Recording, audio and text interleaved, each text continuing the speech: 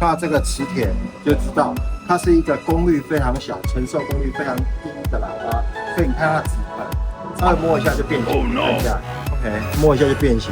但它齿盆很单薄 ，OK， 然后纸做的这种喇叭呢，大概在台湾的气候7、8年左右，这个喇叭的泡棉边它就会裂掉，对，因为氧化了，就会低音破声，或者是没有低频。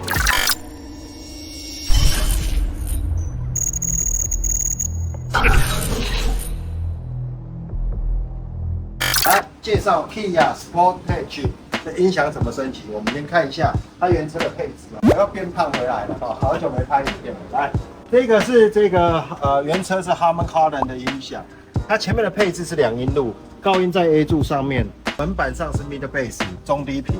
那它前面会有一个中置喇叭在仪表板的正中间。后座的部分呢，这边2颗同轴式的喇叭，它原车还有一个超低音的配置在这里。原车的超低音的配置在这里。这台车怎么升级？跟大家分享一下。来，这个是它原车的喇叭，哪里做的？看一下。哦哟，磁铁这么小一颗啦，这已经装好了。这是原车拆下来的喇叭，它是 Kia 的，可以看得到 Kia 的，哪里做的 ？Made in China。现在当然啦，很多喇叭都是 Made in China， 但是看到这个磁铁就知道，它是一个功率非常小、承受功率非常低的喇叭。所以你看它的齿盆，稍微摸一下就变形，看一下 ，OK， 摸一下就变形。但它齿盆很单薄 ，OK， 然后纸做的这种喇叭呢，大概在台湾的气候7、8年左右，这个喇叭的泡棉边它就会裂掉，对，因为氧化了，就会低音破声或者是没有低频。第二个呢，它的高音看一下，这是它的高音，也是 Kia 的，这是 Kia 的高音，它是用一个电容的分音。中置喇叭这里也是一样，非常小一颗中置喇叭。这个是2寸半、3寸的中置，这是后座喇叭5寸半，还有更轻，喇叭磁铁更小。你看，这磁铁更小，这是后座的，前座的稍微大一点，后座更小啊。这是后座5寸半，这前面的6寸半。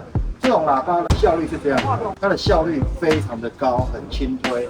很轻推的喇叭有一个缺点，就是说，当它稍微比较大的音量，或者是在比较大的功率的驱动的时候，它喇叭的声音就会飘了。那稳定度不好，所以呢，整台车帮它升级用什么喇叭看一下。我们前面是用 Eaton 的这个 172.2，来自德国。后面的用的是 PSX16，它是同轴式的，因为已经装好来不及拍，就是里面多了个高音，所以在后座你可以看得到这个喇叭它是全英语喇叭，所以分离度不好，所以在后座的人，如果你是同样的车款，你在后面听起来应该是没有什么高频。现在这个是用同轴式，它里面多了个高音，所以呢，后座的高音的分离度会好很多，细节也会好很多。再来，它后座呢，我们把它升级成6寸半。那装这个喇叭呢，有一个重点是它需要专用的框，这个专用的框，它符合它的 size 看到就符合它的 size， 就不用破坏原车的结构，原车喇叭可以装到这边。所以找对人做对事这件事情很重要我们帮他用的是这一台扩大器，扩大器是用这一台美国的 Zapco ESP 扩大器，它本身是有6声道。6声道怎么推呢？这台车的做法是这样，客人对他这台车的低频还稍微满意，所以这台车的6声道扩大器是来推前面的高音跟低音，还有后座。也就是说，它做原子动的分离式，我们可以单独控制它的高音的量感、分频点、等化器。跟斜率，中置喇叭跟低音用的是这个它原厂的 Harman Kardon 的扩大器的驱动。那我们来看它扩大器从哪里来看一下，它装在这椅子下面，可以看得到吗？在这椅子下面，它不会影响到它的坐车的使用OK， 那这台车呢，我们已经有经验了，升级完确实还不够听。那如果你的 Kia 的 Sportage 也想要升级，那么欢迎来找我们。再说一遍，装器材大家都会装。那首先这些专用的支架要有，如果没有的话，你就会有破坏性的安装。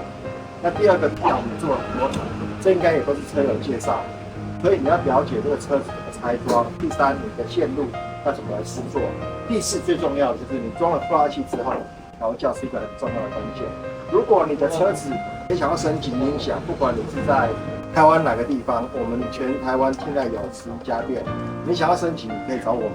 如果我的同事音响解说的不够好，你可以找我啊。我叫什么名字？我叫什么名字？好，就指明说要找影片那个人啊。名字我想一想，我再告诉你。要看怎么取个艺名啊，让大家比较好认识。OK， 没问题。因为音响的 range 真的是很大的，一般的入门的升级，我的同事都可以来给你一个对的系统的搭配。但你如果是很高端的配置 ，OK， 你可以来专职找我，去找我影片，我叫威廉，你就指名找我威廉，我就可以帮你介绍。